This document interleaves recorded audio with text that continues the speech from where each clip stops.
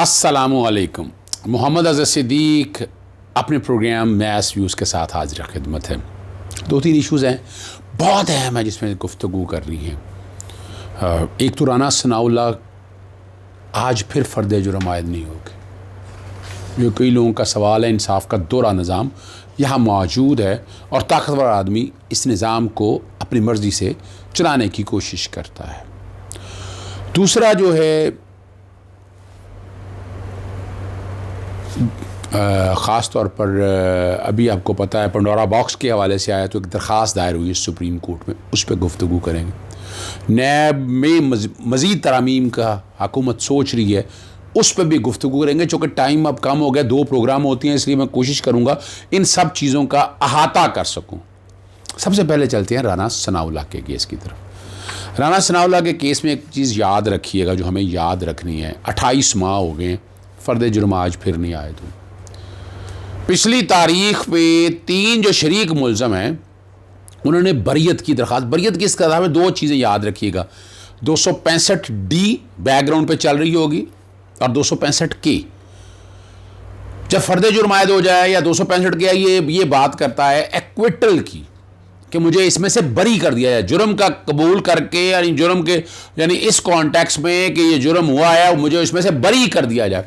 दूसरा है 265D कि इन हालात और वाक़या में फ़र्द जुर्म आयद ही नहीं हो सकती है। तो ये है फ़र्क। और यहाँ पर दरख्वास्त जो 3 शरीक मुल्ज़िम में 265D की दरख्वास्त दी है कि फ़र्द जुर्म ही आयद नहीं जाए। और मलबा सारा राना सनाउल्लाह पर डाला है कि अगर किसी ने अपना ये जो है ना मनशियात अगर है तो वो तो राना सनाउल्लाह के पास थी और उस पर इल्ज़ाम है। हम तो शामिल बाजे थे। एक बात याद रखिएगा, हमारे यहाँ ये जो है ना ये वाला, इसमें लफ्ज़ कैरियर इस्तेमाल होता है। मोटरसाइकिल पे हम जा रहे हैं, बड़ी सज़ाएँ हुई हैं और अपहेल्ड हुई हैं, गाड़ी में जा रहे हैं तो उसमें आप हेरोइन लेके जाते हैं, मनशियात लेके जाते हैं तो वह कैरियर कहलाते हैं। और उसमें 10-12 लोग अगर साथ शामिल हैं तो वो सारे उनके शरीक मुल्ज़िम। आज मिसाल देने की कोशिश की वहाँ पर कि जनाब एक बारात है, बारात में दूल्हा से अगर शराब कोई चीज़ बरामद हो जाती है तो बाराती सारे तो नहीं होंगे ना।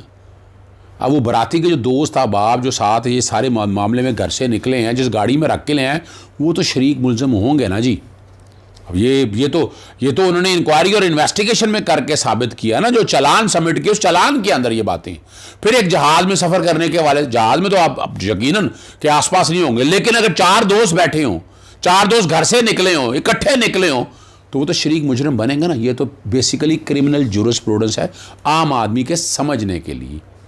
पिछली दफ़ा जब ये हो रही थी तो राना सनाउल्लाह के वकील ने कहा कि जनाब हम इस पर फ़रीक हैं। भाई फौजदारी जुर्म में फ़रीक, मैं भी नई इख्तराज सुन रहा हूँ, हमारी अदालतें भी इन चीज़ों को ऐसे लेकर चलती हैं, हमें भी सुना जाए। और पिछली दफ़ा बहाना ये बनाया कि स्पेशल प्रोसिक्यूटर नहीं है, एडजर्नमेंट कर दी जाए। आज पैंतरा ही बदल लिया गया और कहा गया कि नहीं जी, राना सनाउल्लाह के वकील ने कहा कि नहीं जी उससे कोई फ़र्क नहीं पड़ता, हमें इसमें फ़रीक बनते नहीं, आप इनकी दरख्वास्त का फ़ैसला करें। और जो आर्गूमेंट है मैंने आपके सामने ले दी है और समाअत जो है ना आइंदा नवंबर तक मुलतवी हो गई है और फिर महीने की एक तारीख़ मिल गई है। और लेकिन आपके सामने है मुतफ़रक़ दरख्वास्तें, वीडियो नहीं है, पता नहीं क्या कुछ नहीं है। और 2.5 साल से ये मामला इल्तवा का शिकार है। आपको पता, कभी राना सनाउल्लाह नहीं आया, कभी शरीक मुल्ज़िम नहीं आया, कभी वकील नहीं आया, 1000 बहाने होते हैं सारे। हम भी लटकाते हैं, मैं ये कहूँ कि ये अनोखी चीज़ नहीं है, लेकिन इसमें एक और अनोखा बहाना हुआ था। आपको पता है वकील ही जज ही ट्रांसफ़र होगा, जिसने कहा था फ़र्द जुर्म मैंने आयद करनी है। और आज भी ये कि 265D को एक बड़ा सिनेरियो है ही नहीं, बड़ी सीधी सी बात है। 265D को सामने रख कर फैसला करके फ़ारग करें और उसी दिन बैठ कर फ़र्द जुर्म आयद करें और ट्रायल करें, डे टू डे ट्रायल। हमारी ये ट्रायल करेगा कौन, ये फैसला करना है।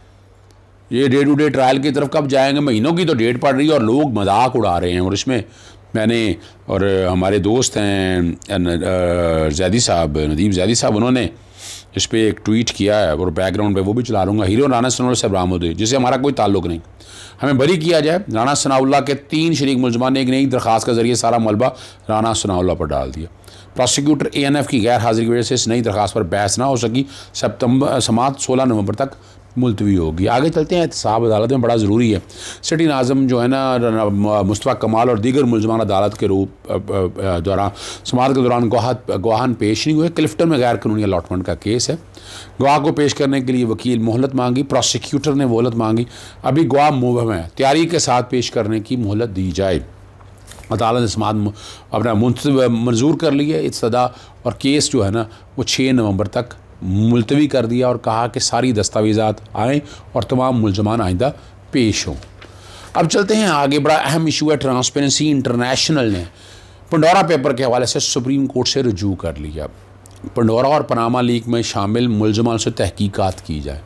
बड़ी जल्दी याद आया इन्हें पनामा का मामलों को सामने रखते 184(3) और सुप्रीम कोर्ट इस सारे मामले में बड़ा वाज़ेह तौर पर है कि ये पहले लाहौर हाई कोर्ट या सिंध हाई कोर्ट या इन हाई कोर्टों में ये जाएं, शवाहिद मांगे जाएं कि पाकिस्तान से पैसा ऑफशोर कंपनियों में कैसे गया। ये बड़ा एक इंपॉर्टेंट सवाल है। मैं इससे इत्तफाक करता हूँ कि इसकी इंक्वायरी और इन्वेस्टिगेशन किसी स्टेज पे होनी चाहिए। ठोस वजाहत ना देने वालों के खिलाफ कार्रवाई का हुक्म दिया जाए, और कार्रवाई जो भी हो नायाब बनता है। और मैंने आपके सामने वजूहत बताई थी। FBI जायज़ा लेके बैरून मुल्क पैसे जो है ना करप्शन के पैसे या मनी लॉन्ड्रिंग से तो नहीं बनाएंगे। FBI को पाकिस्तान के ऑफशोर कंपनियों के असासे मुंजमद करने का हुक्म दिया जाए। अक़वाम मुत्तहिदा चार्टर के तहत करप्शन के पैसे से बनाए असासे वापस लाने का। ये मैं UN कन्वेंशन और करप्शन बड़ी दफ़ा जिक्र कर चुका हूँ आपके साथ। पाकिस्तान भी सिग्नेटरी है 2005 का, लेकिन उस पर अमल दरामद नहीं है, पूरी दुनिया नहीं मान रही है और यहाँ पर हो रहा है। और मैंने फिर आपको चलता चलूँ, आपको पंडोरा बॉक्स में मैंने बड़ा क्लियर की थी। 3 चीज़ें मैंने आपको अलग-अलग बताई थी और वो समझना है आपने। 3 चीज़ें थी क्या? पहला ये था कि पब्लिक ऑफिस होल्डर है, इसमें अभी तक तो ऐसा पब्लिक ऑफिस होल्डर के नाम अभी नहीं आए जो इस वक्त पब्लिक ऑफिस होल्ड करता हो। और जब पब्लिक ऑफिस आप होल्ड करेंगे तो आपके खिलाफ फिर 62(1)(f) का धारा आएगा कि आप सगेशियस राइटस नहीं है, अमीन नहीं है, सादक या अमीन नहीं है, वो मामला आएगा और वो अदालत करेगी, वो हाई कोर्ट या सुप्रीम कोर्ट। ये इख्तियार मौजूद है, बड़ी क्लैरिटी के साथ बता दूँ। अगर ये पब्लिक ऑफिस होल्डर है, असासे निकल आए हैं और वो पैसा कैसे गया वहाँ पर, वो आपके पास ट्रेल नहीं है, आपके पास उसके यानी जैसे जैसे काजी फाइसा के केस में हम देखते हैं कि सरीना ईसा ने कहा कि ये पैसे मैंने बाहर भेजे, अपना फॉरेन करेंसी अकाउंट में डाल दिए और पैसे मुख्तलिफ डेटों में जाते रहे बच्चों के खर्चे के लिए। तो पूछा गया FBI की रिपोर्ट के अंदर कि ये अगर बच्चों के खर्चे तो बच्चों के खर्चे कैसे किए, असासे खरीदे गए तो पैसा कहाँ से आया, पैसा फ़ॉरेन अकाउंट में डाला भी है तो वो एग्जाम्प्ट नहीं है। तो ये बड़ी क्लैरिटी के साथ फिर ये बात है कि ये पैसा अगर आपका ब्लैक मनी है, डर्टी मनी है, तो फिर अगर आप पब्लिक ऑफिस होल्डर हैं, सरकारी ऑफिसर हैं, MNA MP हैं या पार्लियामेंटेरियन हैं, तो फिर इसकी इन्वेस्टिगेशन और इंक्वायरी करेगी NAB। और साथ साथ मनी लॉन्ड्रिंग अगर पैसा आपने गैर कानूनी तरीके से ये डाला है, निकाला है, तो मनी लॉन्ड्रिंग अपनी जगह पर काम करेगी। तीसरा मैंने ये कहा था कि अगर आप कोई सरकारी अफसर नहीं है, आम आदमी, आम शहरी हैं, तो फिर इनकम टैक्स ऑर्डिनेंस का इतलाक़ होगा इसके ऊपर। और FBI इस मामले की तहकीक करके टैक्स, जैसे अलीमा बाजी इमरान खान की बहन के मामले में हुआ था।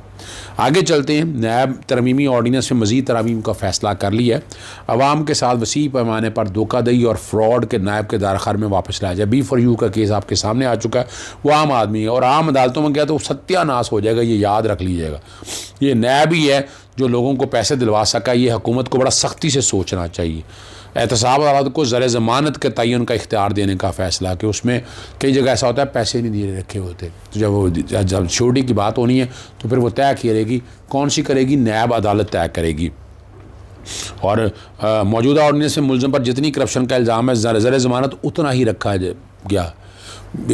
गया है। इसमें गवाहों के बयान की वीडियो रिकॉर्डिंग और ऑनलाइन बयान पर वजाहत होगी।